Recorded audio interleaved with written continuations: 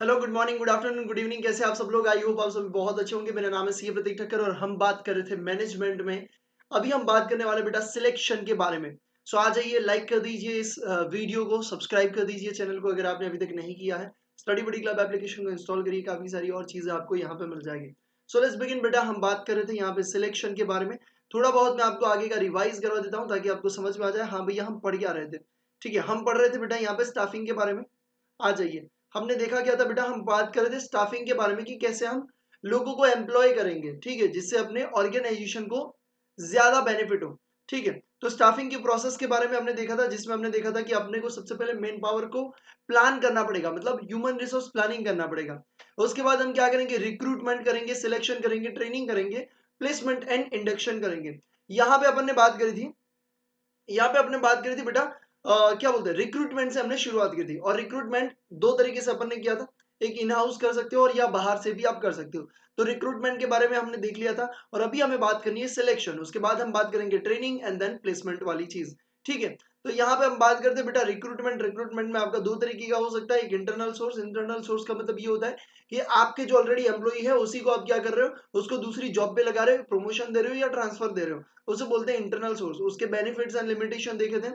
और फिर अपन ने देखे थे बेटा दूसरी मेथड अपन ने देखी थी, दैट इज एक्सटर्नल सोर्स, और उसके हमने कुछ बेनिफिट्स। एक्सटर्नल सोर्स का मतलब ये होता है कि आप बाहर से किसी एम्प्लॉय को लगा रहे हो। ठीक है, तो नया एम्प्लॉय आप अपनी ऑर्गेनाइजेशन में लेके आ रहे हो। तो उसके लिए हमने देखा था बेटा कि नई पर्सन को अगर आप लेके आ रहे हो तो वो कैसे आप करोगे। एम्प्लॉयमेंट एक्सचेंज से आप कर सकते हो, एडवर्टाइजमेंट से, एजुकेशनल इंस्टीट्यूशन पे जाके आप कर सकते हो, एम्प्लॉय वॉक इन, मतलब एम्प्लॉय खुद आपके सामने चल के आए, एम्प्लॉय रेफरल, कोई दूसरे को रेफर करता है, एंड मिसलिनियस अदर वेज आपको यहाँ पे देखने को मिले थे। अब हम बात करें सिलेक्शन के बारे में बेटा। ठीक है, अब देखो, रिक्रूटमेंट के बाद आता है सिलेक्शन। सिलेक्शन का मतलब ये होता है कि जितने लोगों की एप्लीकेशन आई है उसमें से हम क्या करते हैं, लोगों को, सही पर्सन को, सही एम्प्लॉय को क्या करते हैं बेटा, चूज करते हैं। इसे हम क्या बोलते हैं, इसे हम बोलते हैं बेटा सिलेक्शन प्रोसेस। एक बार मैं देख लेता हूं, आ जाइए भाइयों एंड उनकी बहनें। चलिए, तो सिलेक्शन के बारे में बात करें, एक सेकंड में देख लेता हूँ सर। आ गए क्या आप सभी?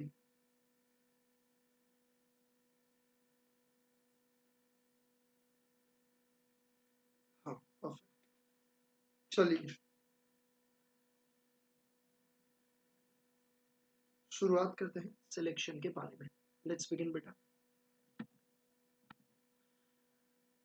Perhaps the most crucial stage in staffing process is selection.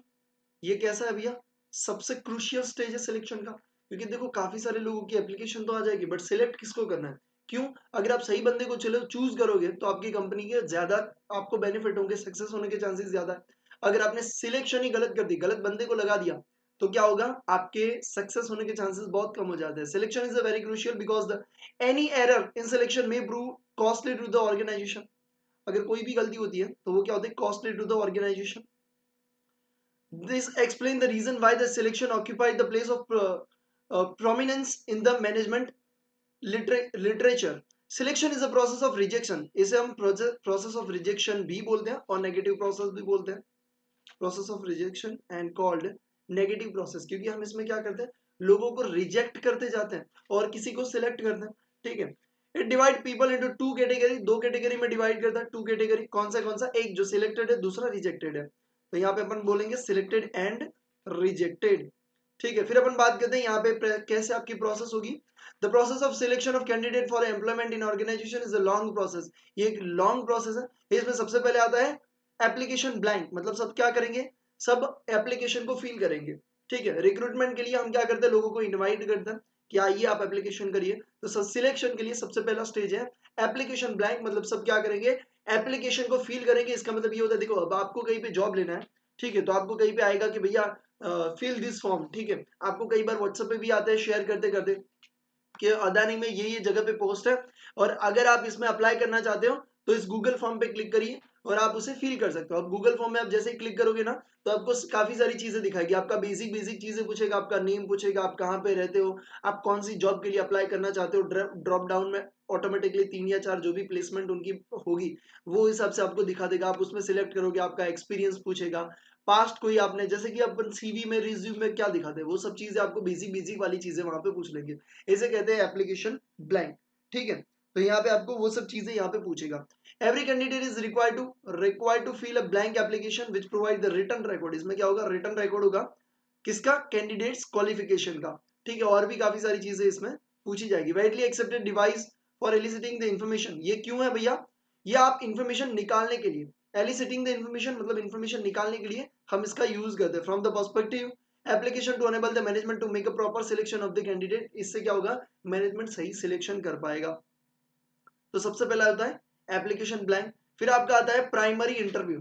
फिर क्या होता है बेटा, प्राइमरी इंटरव्यू होता है। ठीक है, प्राइमरी इंटरव्यू क्यों होता है, प्राइमरी इंटरव्यू यूं होता है कि आप कैपेबल कितने लग रहे हो। ठीक है, अभी आपको ज्यादा तो जॉब के बारे में डेप्थ में तो नहीं पूछा, बट आपका नहीं होता कि फर्स्ट इंटरव्यू मेरा क्रैक हो गया, फिर बोलते कि अभी फाइनल इंटरव्यू है। तो जो फर्स्ट इंटरव्यू होता है उसके बारे में बात करें, दैट्स अ प्राइमरी इंटरव्यू। ठीक है, to eliminate the unsuitable candidate, ये क्यों करते हैं, एलिमिनेट अनसूटेबल कैंडिडेट, मतलब जो सूटेबल नहीं है उसको हम यहीं से हटा देते हैं। ठीक है, तो ये कौन करता है, मैनेजमेंट लेवल वाले बंदे जो होते हैं वो प्राइमरी इंटरव्यू करते हैं, टॉप मैनेजमेंट नहीं करता।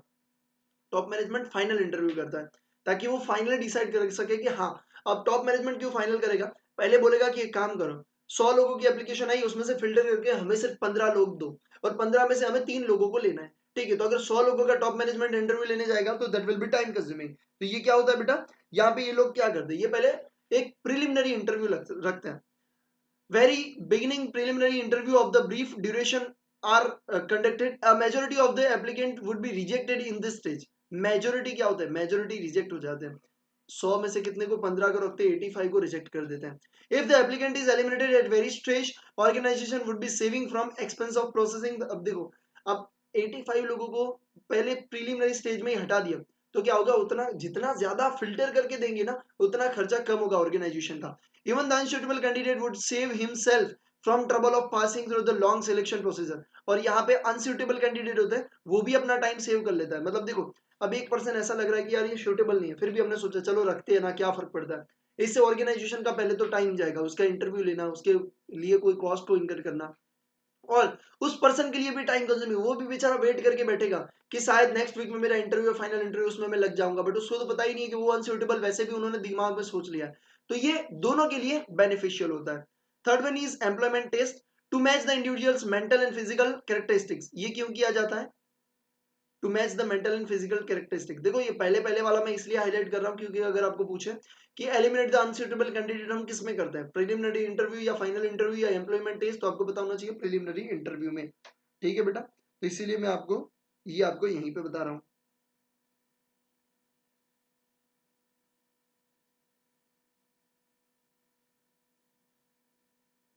ठीक है, चलिए आ जाइए। फिर क्या है, with the job, okay, employment tests are essential here. The intelligent test, aptitude test, proficiency test, personality test, और ये सब चीजें यहाँ पे test of interest and hobbies, ये सब चीजें यहाँ पे देखी जाती है। फाइनल इंटरव्यू कौन लेता है, टॉप मैनेजमेंट लेता है। फाइनली उसमें से क्या करता है, डिसाइड करते कि कौन से जो पर्सन है वो सूटेबल है हमारी जॉब के लिए।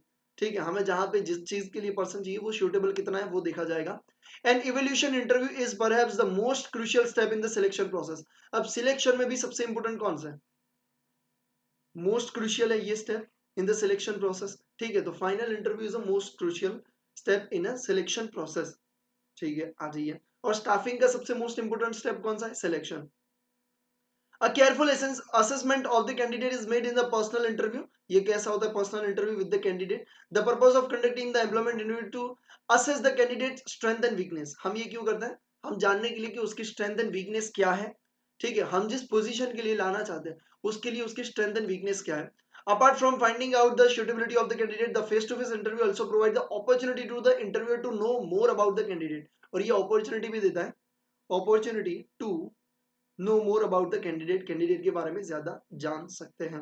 ठीक है, फिर बात करते हैं बैकग्राउंड इन्वेस्टिगेशन। मतलब अब हमें लगा कि यार ये 15 में से ये 6 लोग अच्छे हैं, जो अपने को लगता है कि यार इसमें से 3 को सिलेक्ट करना है, हम क्या करते हैं, बैकग्राउंड का इन्वेस्टिगेशन करते हैं।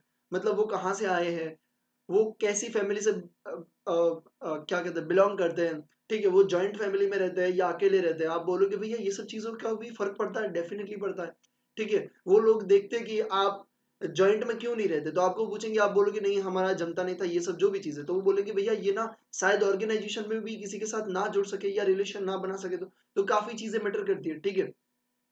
तो वो सब चीजें आपको जाननी और देखनी बहुत जरूरी है, ठीक है। आ जाइए। और ऐसा भी होता है कि अगर आपका कोई इंटरव्यू ले रहा है, कोई लेडी इंटरव्यू ले रही है, ठीक है, तो आप लेडीज के प्रति रिस्पेक्ट करते हो, वो भी आपको दिखाने के लिए कुछ बोल सकते हो कि मैं अपने वाइफ एंड अपनी मदर है उनको रिस्पेक्ट करता हूँ, उनको मैं इस काम में भी हेल्प कर लेता हूँ कभी।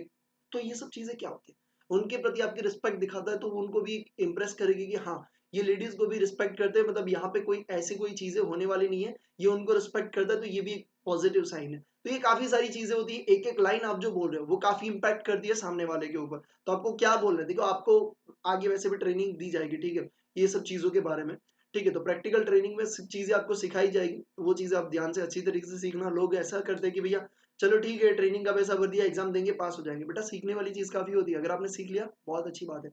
आपको नहीं पता, अगर आपको कोई हाथ मिलाने आता है तो आप बैठे बैठे हाथ नहीं मिला सकते। अगर आप प्रोफेशनल, अगर आपको पता है कि कैसे बिहेव करना है, तो you have to stand up, ठीक है, आपको खड़ा होना पड़ेगा। सामने कोई पर्सन है ना, आप बैठे हो चेयर पे और कोई हाथ मिला रहा है, आप ऐसे हाथ मिला रहे हो, तो ये प्रोफेशनल वे नहीं है, आपको खड़ा होकर हाथ मिलाना पड़ता है, ठीक है। तो ये सब चीजें अपने को नहीं पता होती, अपने तो बैठे बैठे हाँ भाई कैसा है मजा, ये नहीं होता, ठीक है। तो ये सब चीजें आपको सिखाई जाती है, बट लोग अटेंड नहीं करना चाहते। भैया अटेंड करिए, काफी सारी चीजें सीखने मिलती है, ठीक है। चलिए आ जाइए। Background normally in every curriculum vitae, the candidate is asked to mention the name of the reference. यहाँ पे क्या करेंगे, बोलेंगे कि आपको किसने रेफरेंस दिया हमारे कंपनी के बारे में, वो भी हमें मेंशन करना है। Reference is a potentially the important source of information about the stability, integrity and the personality of the candidate. उसके बारे में अगर हम किसी लोग पर्सन ने अप्लाई किया है, ठीक है, तो हम उसको पूछेंगे भाई तुम्हें किसने रेफरेंस दिया हमारी कंपनी का, ठीक है। हम उसको पूछेंगे भैया ये बंदा कैसा, अगर वो हमारे से डायरेक्टली कनेक्टेड है तो, ठीक है। Before the candidate is finally selected, organisation prefer to contact the reference and dig up into the candidate's past history के बारे में जानते हैं, and past employment, financial condition, policy record, ठीक है, पर्सनल रेपुटेशन, ये सब चीजें जानने में वो इंटरेस्ट रखते हैं, क्यों, क्योंकि पता चले कि ये सामने वाला बंदा है कैसा। उसके बाद आएगा मेडिकल एग्जामिनेशन, मतलब आप फिजिकली फिट तो जो जॉब आपको करनी है, फॉर एग्जाम्पल आपको ऐसी जॉब करनी है जिसमें आपको 8 से 10 घंटे खड़े ही रहना है, ठीक है, तो आप फिजिकली कैसे हो, वो सब चीजें भी यहाँ पे जानी जाती है। Pre employment physical examination in terms of medical test of a candidate is an important step, ये भी एक इंपॉर्टेंट स्टेप है, ठीक है। फिर आता है फाइनल सिलेक्शन, 6 में से फिर 3 को फिल्टर करके 3 को सिलेक्ट कर लेंगे। If a candidate has cleared all the minor handles hurdles in the selection procedure, he is the formally appointed and later appointment is given to that effect, भाई उसको लेटर ऑफ अपॉइंटमेंट भी दिया जाता है। तो अगर सिलेक्शन की बात करें तो सिलेक्शन में क्या क्या चीजें आती हैं, सबसे पहले अगर देखें तो सबसे पहले आता है एप्लीकेशन ब्लैंक, एप्लीकेशन भरेगा, फिर प्राइमरी इंटरव्यू होगा, फिर एम्प्लॉयमेंट टेस्ट होगा, फिर फाइनल इंटरव्यू, फिर बैकग्राउंड देखेंगे, फिर medical examination and final selection and placement हो जाएगा। देखो चौथा एंड सातवां तो फाइनल फाइनल वाला है, ठीक है। दूसरा और चौथा इंटरव्यू वाला, दूसरा प्रिलिमिनरी इंटरव्यू, चौथा फाइनल इंटरव्यू और सातवां फाइनल सिलेक्शन। तो ये 3 तो इजीली आपको याद रह जाएंगे। पहले एप्लीकेशन फॉर्म भरेंगे, हाँ भैया, दूसरा आपको पता है प्रीलिमिनरी इंटरव्यू, हाँ, तीसरा फिर क्या करेंगे, एम्प्लॉयमेंट टेस्ट लेंगे, चौथा फाइनल इंटरव्यू है, सातवां फाइनल सिलेक्शन है, और दोनों के बीच में क्या होगा, बैकग्राउंड उसका देखेंगे, उसके साथ साथ मेडिकल एग्जामिनेशन भी करेंगे। अब आता है ट्रेनिंग एंड डेवलपमेंट। स्टाफिंग में नया स्टेप कौन सा है, ट्रेनिंग एंड डेवलपमेंट, ठीक है। तो देखो हम ये वाली चीज देख रहे हैं, आपको मैं याद दिला देता हूँ, आ जाओ। हाँ देखो, यहाँ पे हम मैन पावर प्लानिंग, उसके बाद हमने रिक्रूटमेंट देखा, रिक्रूटमेंट के बाद अभी हमने सिलेक्शन देखा, अभी हमने देखना है ट्रेनिंग देखना है, ठीक है, उसके बाद हम प्लेसमेंट वाला देखेंगे। तो आ जाइए बेटा, अभी हम बात कर लेते हैं ट्रेनिंग के बारे में, लेट्स गो। अब ट्रेनिंग क्यों इंपॉर्टेंट है, सिंपल सी बात मुझे बताओ, ट्रेनिंग क्यों इंपॉर्टेंट आपको लगती है।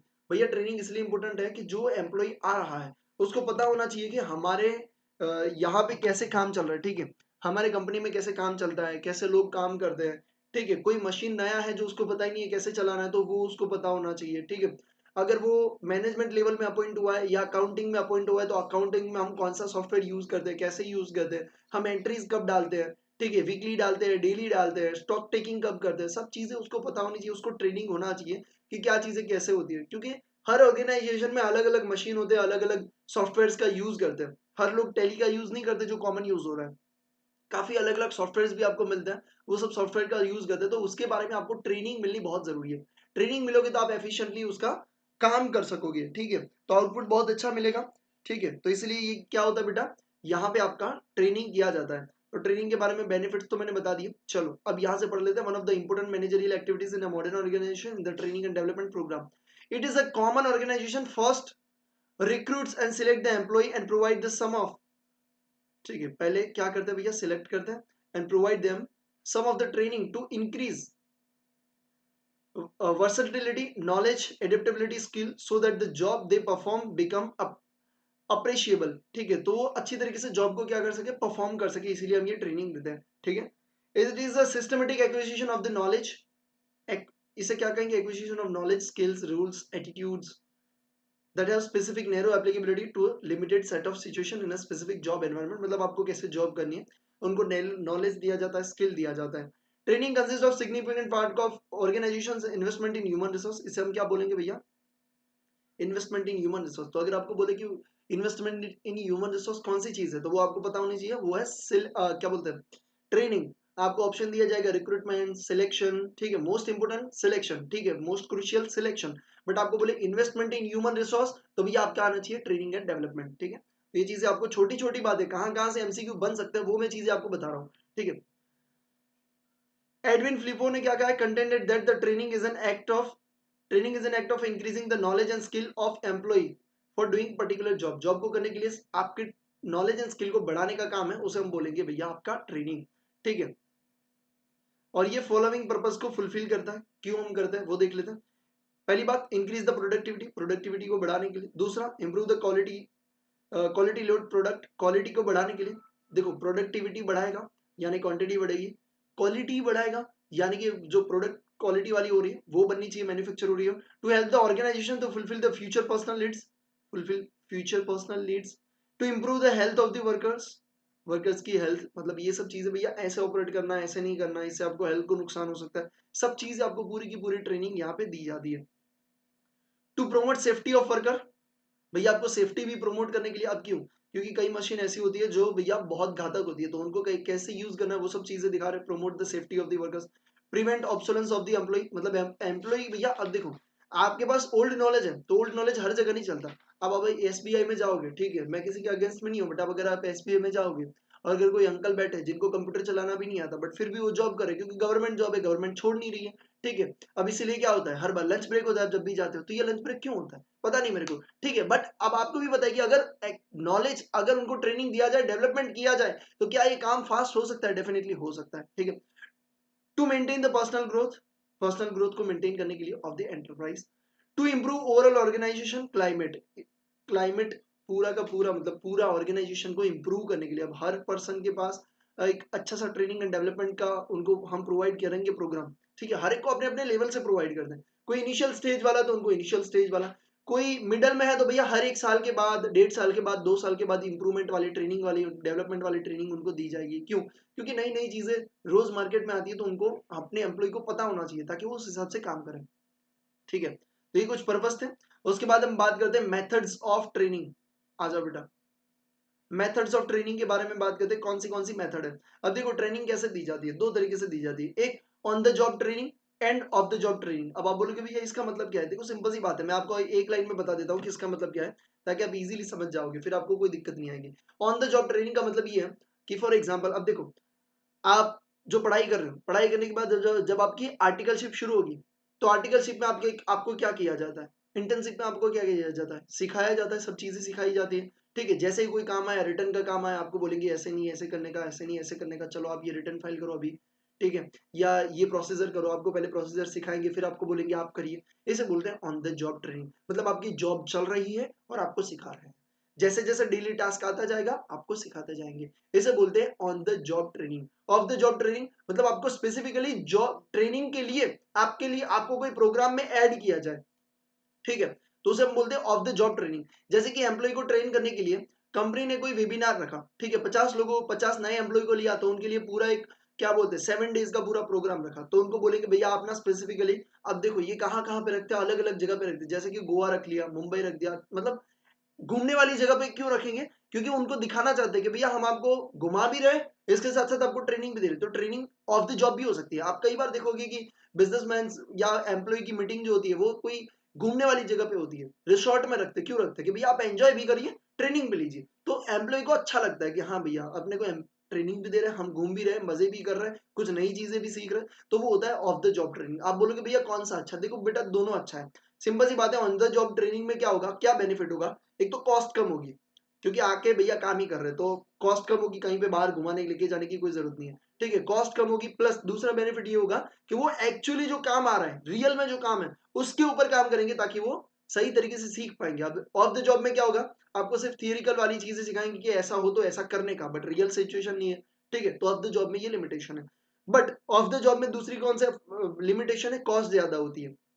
ऑन द जॉब की बात करें तो ऑन द जॉब में क्या लिमिटेशन है बेटा, ऑन द जॉब में लिमिटेशन ये है कि अगर काम हम सीधा ही दे रहे हैं उनको कि भैया तुम ये करो, और अगर काम बिगाड़ दिया तो नुकसान तो हमें ही भरपाई करना पड़ेगा। तो ये एक बहुत बड़ा ऑन द जॉब का भैया क्या है, लिमिटेशन है। दूसरा लिमिटेशन आप ये भी बोल सकते हो कि एम्प्लॉय को हम बाहर स्पेसिफिकली नहीं लेके जा रहे, तो एम्प्लॉय को ऐसा अच्छा फील नहीं, ऐसा देखो ऑफ द जॉब में क्या होगा, एक ऐसा फील होगा कि हाँ भैया हमको ना ट्रेनिंग के लिए यहाँ पे लेके जा रहे हैं, तो उनको एक रिस्पेक्ट बढ़ेगी कंपनी के प्रति कि हाँ भैया हमारी ट्रेनिंग के लिए हमें यहाँ पे लिया लेके आए, घुमा भी रहे और ट्रेनिंग भी दे रहे, तो उनको अच्छा फील होता है। तो वो चीज ऑन द जॉब में नहीं होगा। दोनों का अलग अलग जलवे हैं, तो चलो दोनों के जलवे देखते क्या होता है, बेनिफिट्स क्या है, लिमिटेशंस। लेट्स गो बेटा, on the job training, of the job training, ठीक है, चलिए लेट्स गो। सबसे पहले बात करते हैं ऑन द जॉब ट्रेनिंग।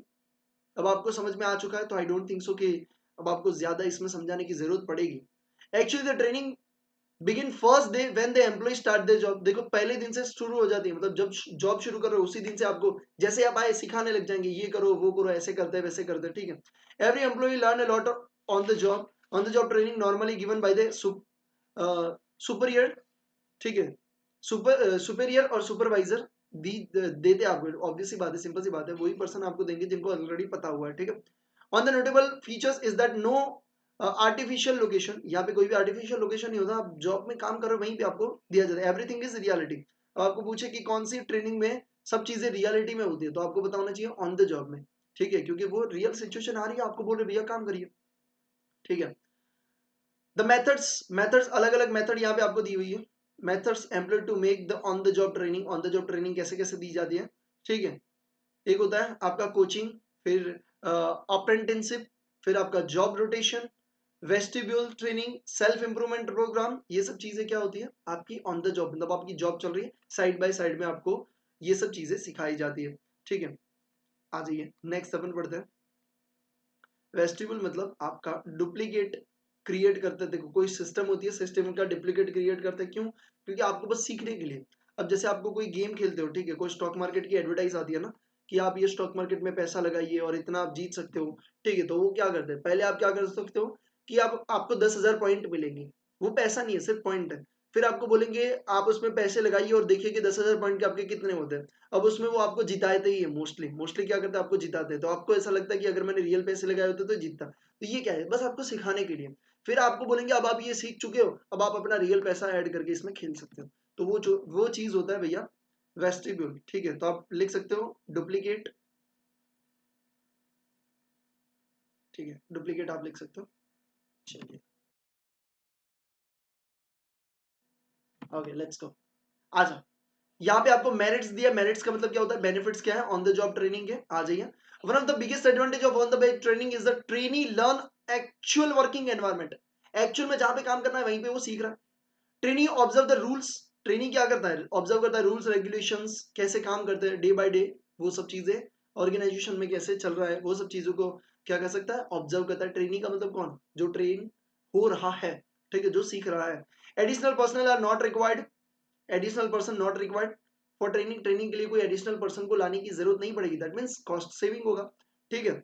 यहाँ पे लिखा therefore there is advantage of economy by using this method, bracket में लिख सकते हो कॉस्ट सेविंग, कॉस्ट सेविंग होगा भैया, क्योंकि कोई भी एक्सटर्नल पर्सन की जरूरत नहीं पड़ेगी। बट यहाँ पे दिया आपको कुछ डीमेरिट्स, मतलब कौन से डिसएडवांटेजेस है।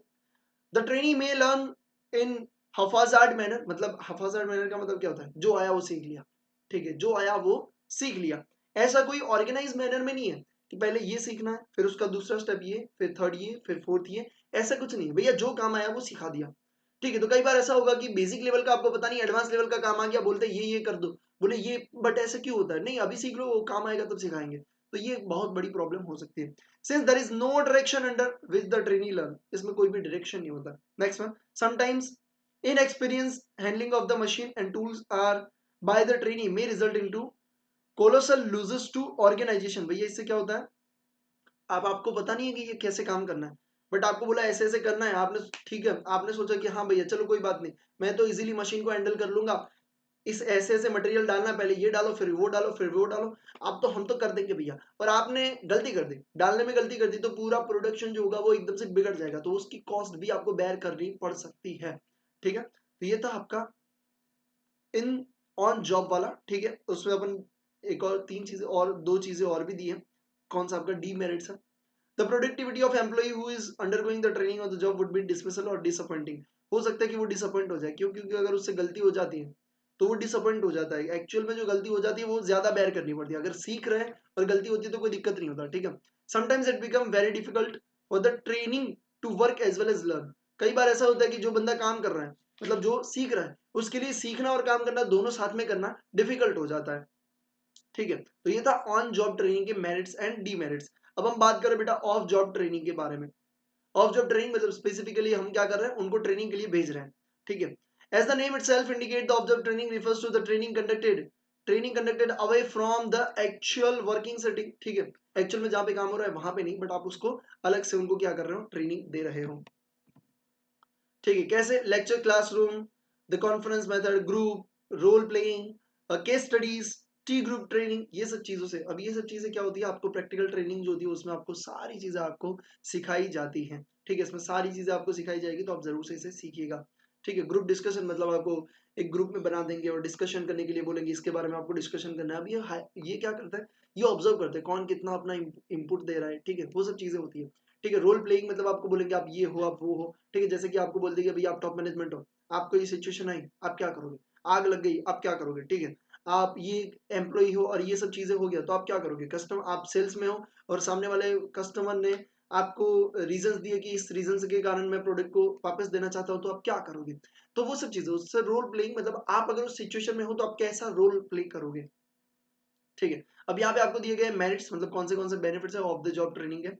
This type of training gets employ away from their work environment to place their frustration and the bullshit of the work are eliminated. मतलब वो फ्रस्ट्रेट नहीं रहेगा काम के कारण, वो एकदम से मिजाज से सीखेगा, क्योंकि वो घूमने भी गया है और सीखने भी गया है।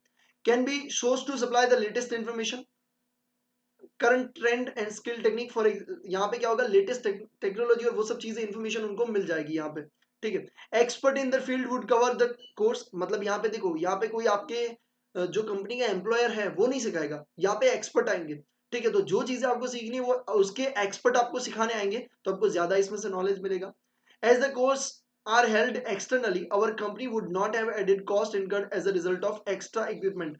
अब यहाँ पे क्या बोल रहे हैं, not have added cost incurred for extra equipment, मतलब आपको सिखाने के लिए कोई एक्स्ट्रा इक्विपमेंट परचेज करने की जरूरत नहीं पड़ेगी, क्योंकि हम आपको दूसरे सेंटर पे भेज रहे हैं सीखने के लिए। Fifth, sending an employee on a course could help to make a employee feel more valued. उनको फील होगा कि हमारी कंपनी कितनी अच्छी है कि हमारे लिए इतना सब ऑर्गेनाइज किया, ठीक है। तो ये एक अलग से उनके लिए इवेंट जैसा लगता है। Next one, as a many courses or seminars invite employee from as many courses and seminars invite employee from other companies to attend. This would allow employee to network and, अब इससे क्या होगा, ये क्या बोल रहे हैं, ये बोल रहे हैं भैया कि काफी सारे वेबिनार जो होते हैं या सेमिनार होते हैं, उसमें क्या होता है कि अलग अलग कंपनी से एम्प्लॉई आते हैं, मतलब हमारी कंपनी से 20 एम्प्लॉई गए, दूसरी कंपनी से 20 है। इससे क्या होगा, उनका एम्प्लॉइज का रिलेशन बढ़ेगा, तो ये कहीं ना कहीं हमारी कंपनी को भी काम में आ सकता है, ठीक है। तो ये थे मेरिट्स। अब बात करते हैं ऑफ द जॉब के डी मेरिट्स के बारे में बात करते हैं। आ जाओ, first one, let's go. Depending on the courses the overall cost could prove quite expensive. बहुत ये एक्सपेंसिव होगा, क्योंकि इतने सारे लोगों के लिए आप 5 दिन 7 दिन के लिए आप ट्रेनिंग के लिए भेज रहे हो, तो उसका खर्चा बहुत ज्यादा आएगा, ठीक है, तो यहाँ पे ओवरऑल एक्सपेंसिव रहेगा, मेनी कोर्सेज में require and overnight stay. Overnight stay hotel भी हो सकता है कि अब देखो एक दिन में ट्रेनिंग खत्म हो जाए ऐसा जरूरी नहीं है, 2-3 दिन का हुआ तो ओवरनाइट स्टे भी हो सकता है, तो उसका कॉस्ट भी आपका बढ़ सकता है। As there is no real way to know the ability both the trainer and trainee subject knowledge of the people delivering the external training courses, there is no guarantee the sufficient skill of the knowledge will be transferred or valuable। अब ये क्या बोल रहे हैं, ये बोल रहे हैं कि भैया आपको ना रियल सिचुएशन में नहीं सिखा रहे, आपको सिर्फ ये बोल रहे हैं आप एज्यूम करो, ठीक है, या ऐसे ऐसे चीजें अगर हो तो आप क्या करोगे, वो सब चीजें आपको सिखा रहे हैं, मतलब ये रियल सिचुएशन नहीं है। रियल सिचुएशन नहीं है इसका मतलब ये है कि भैया आप अगर रियल सिचुएशन आएगी तो आप कैसे बिहेव करोगे, कोई गारंटी नहीं है, ठीक है। Third one, the different learning speed of the individual, different learning speed हो सकती है of individual who are usually force to progress at a comprises rate. इसका मतलब ये होता है कि कई लोगों को सीखने का जो तरीका होता है वो बहुत स्लो होता है। अब देखो कई लोग इजीली समझ जाते हैं, कई लोग को बेचारे को बैकग्राउंड नहीं है तो नहीं समझ पाते। अब अगर ऐसा कोई पर्सन है 2-3 लोग जो इजीली समझ नहीं पाते, तो वो जो ट्रेनर होगा वो तो अपनी स्पीड से चलता जाएगा। 17 लोग समझ रहे, 3 लोग नहीं समझ रहे, वो तो 17 को साथ में चलता जाएगा, 3 लोग कभी कुछ सीख ही नहीं पाएंगे क्योंकि वो उनकी स्पीड से मैच ही नहीं कर पाए। तो ये भी एक क्या है भैया, डिसएडवांटेज है। जबकि ऑन जॉब होगा तो क्या होगा, अगर वो नहीं समझ पा रहा है, क्योंकि 1-to-1 सिखाते हैं ना, अगर वो नहीं समझ पा रहा तो एम्प्लॉयर उसको फिर से सिखाएगा, कोई बात नहीं, टेक योर टाइम, बट ये सीख लो। Not all the learners will be starting at the same knowledge or skill level, ठीक है। There is a risk that those starting at lower level, आ गया भाई पीछे आ जा, एट लोअर लेवल। अब ये क्या बोल रहे हैं, ये बोल रहे हैं भैया कि देखो जो ट्रेनर होगा वो कुछ एज्यूम करके सिखाएगा, वो ऐसा बोलेगा कि मैं एज्यूम कर रहा हूं कि आपको इतना बेसिक नॉलेज तो होगा और मैं यहां से आपको सिखा रहा हूं। अरे भैया जो लोग ऐसे हैं जिनको बेसिक नॉलेज है ही नहीं, जैसे कि अब अगर आप 11th-12th कॉमर्स के बाद अगर आपने सीए फाउंडेशन या सीएमए फाउंडेशन में एडमिशन लिया, तो कई टीचर क्या बोलेंगे कि मैं ऐसा एज्यूम करता हूं कि आपने 11th-12th कॉमर्स से किया है तो आपको अकाउंटिंग का बेसिक बेसिक तो पता ही होगा, तो हम थोड़ा स्पीड में चलेंगे। अरे भैया ऐसा जरूरी थोड़ी है कि 11th-12th कॉमर्स में किया, हो सकता है दूसरी कोई स्ट्रीम से किया है, साइंस से किया है, तो उनको नहीं नॉलेज है, तो वो भी ध्यान देना बहुत जरूरी है, ठीक है, जो यहाँ पे शायद ना लिया जाए। तो ये थे डीमेरिट्स ऑफ द जॉब, ठीक है, ट्रेनिंग। तो यहाँ पे अब बात करें, ट्रेनिंग हो गया, हाँ, on the job, of the job. अब हम बात करने वाले हैं प्लेसमेंट, ओरिएंटेशन एंड इंडक्शन के बारे में। प्लेसमेंट क्या होता है, प्लेसमेंट का मतलब ये होता है कि किसी पर्सन को जिसको हमने सिलेक्ट किया, ठीक है, हमने उसको ट्रेनिंग दी, हमें उसको सही जगह पे प्लेस करना है।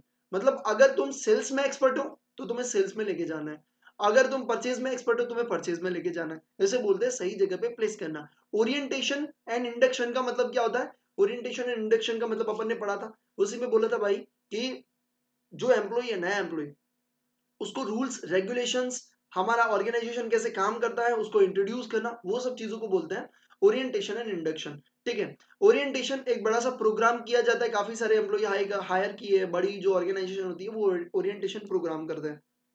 और इंडक्शन छोटी सी अगर कोई ऑर्गेनाइजेशन है तो वो क्या करते हैं, वो उनको मैन्युअली सब चीजें बता देते हैं, उसे बोलते हैं इंडक्शन, ठीक है।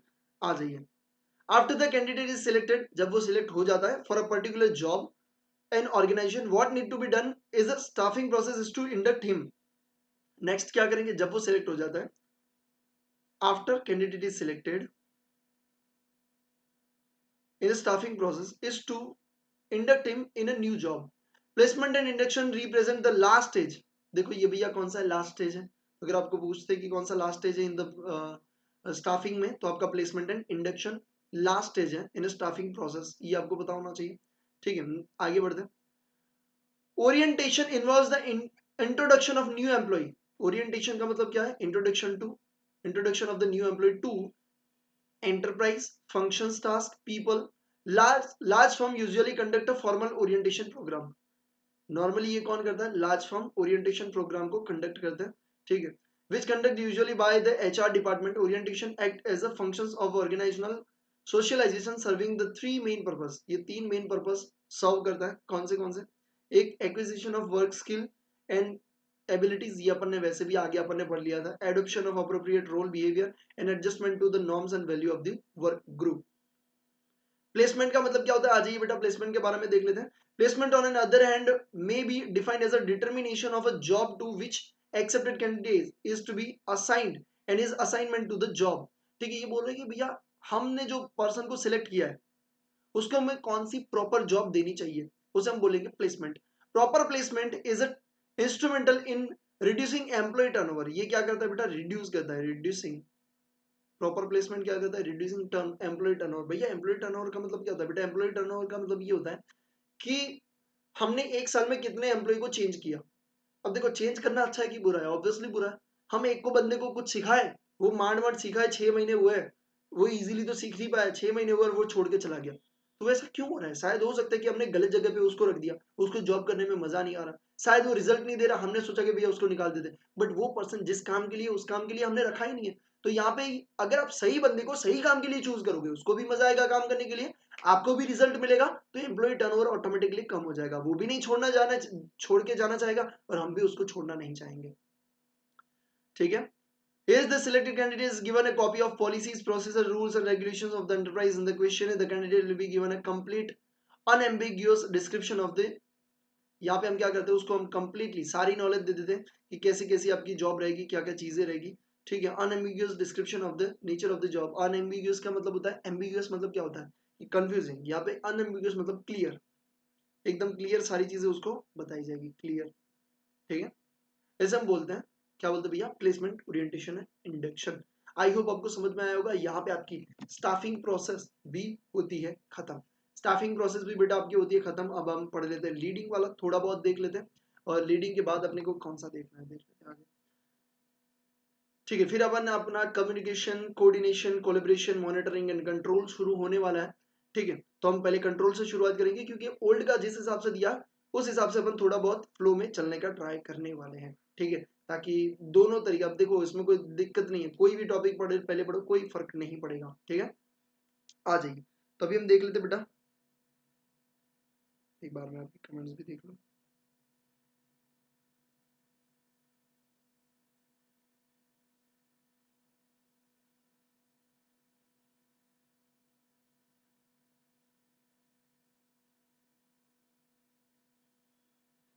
ठीक है।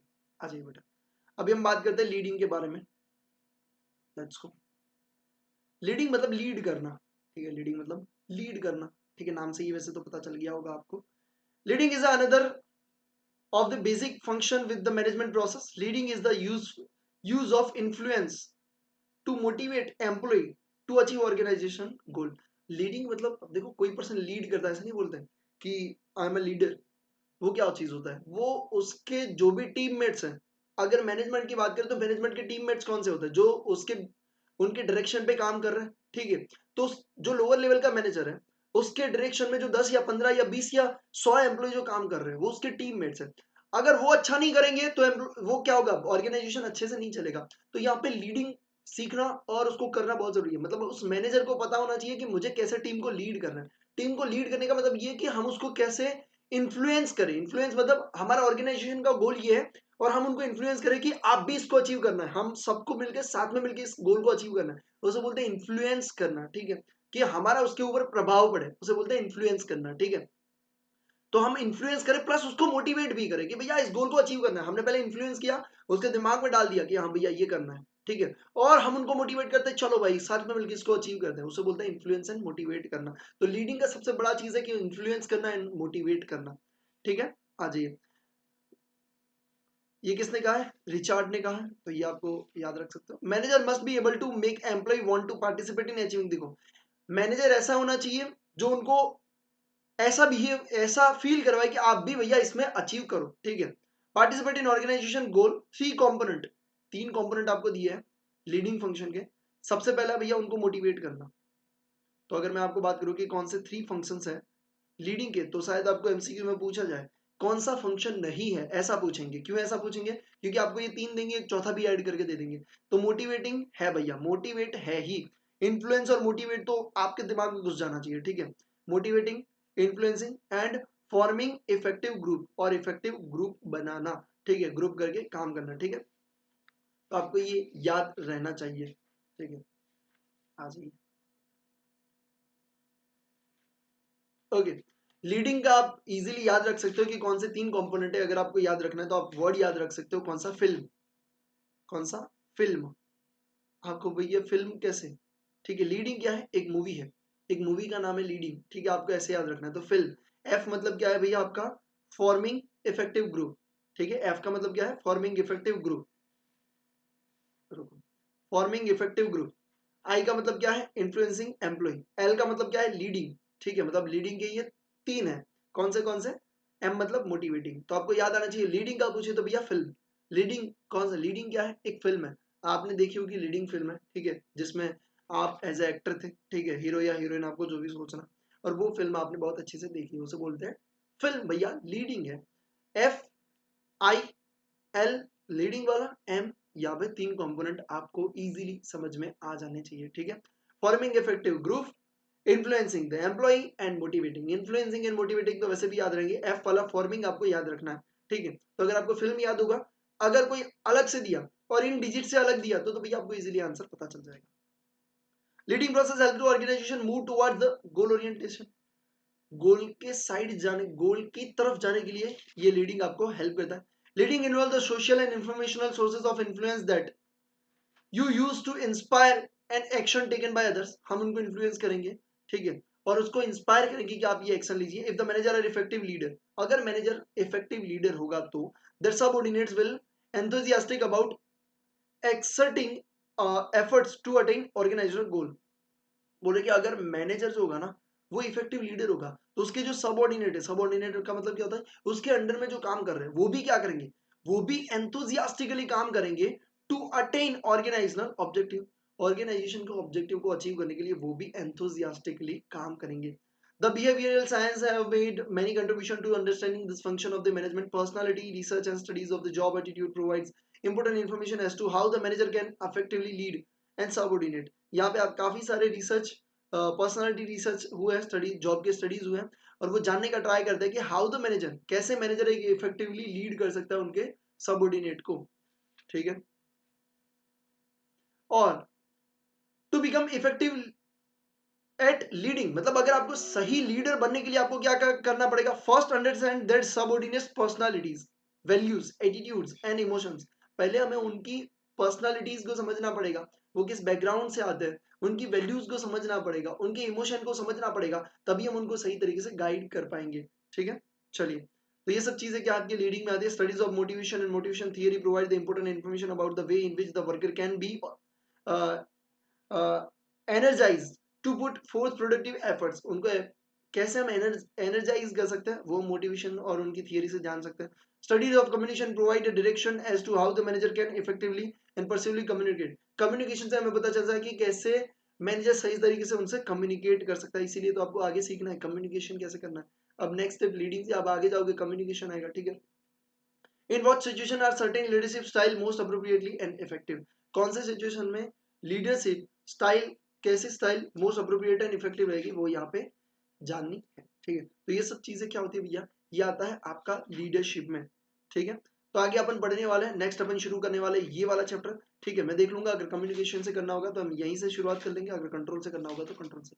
आई चेक दैट जो कॉमन होगा वही से अपन पढ़ेंगे, ताकि ओल्ड वाले भी इस बुक के साथ मेरे साथ फ्लो में आ सके, न्यू वालों को तो कोई दिक्कत ही नहीं है, ठीक है। तो अब मैं हाईलाइट करने के लिए आपको यहाँ पे रख देता हूँ सारी चीजें, आप स्क्रीनशॉट लेके हाईलाइट जरूर से कर लेना, अदरवाइज अगर आपको चाहिए तो मैं आपको हाईलाइट वाली ये बुक जो है वो मैं आपको शेयर कर दूंगा, ठीक है। तो आप मुझे बता देना, जैसे ही पूरा चैप्टर खत्म हो जाएगा मैं आपको साथ शेयर कर दूंगा। तो हम शुरू कहाँ से कर रहे थे, सिलेक्शन से, ठीक है। तो सिलेक्शन से मैं रख देता हूँ, ठीक है। आप हाईलाइट कर लीजिए, इस सेशन को यहीं पे एंड करते हैं। चलिए, thank you so much for watching this session.